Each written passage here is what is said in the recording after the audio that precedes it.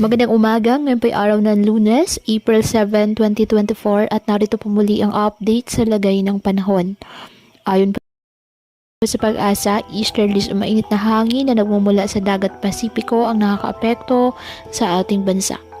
Walang bagyo o low pressure area na minumonitor o namamataan ngayon sa loob po ng ating Philippine Area of Responsibility na maaaring makaapekto sa ating bansa. Ngayong araw, ang Metro Manila at nalalabing bahagi ng ating bansa, asahan po ang generally maaliwalas na panahon. May chance lamang po ng mga localized thunderstorms, mga isolated rain showers, dulot po ng easterlies. Kaya patuloy pa rin po natin na pinag-iingat ang ating mga kababayan sa banta pa rin ng mga pagbaha at pagguho ng lupa, lalo na kapag may malalakas na ulan.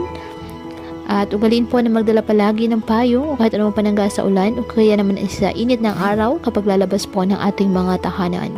At yan po muna ang update sa lagay ng panahon ngayong araw.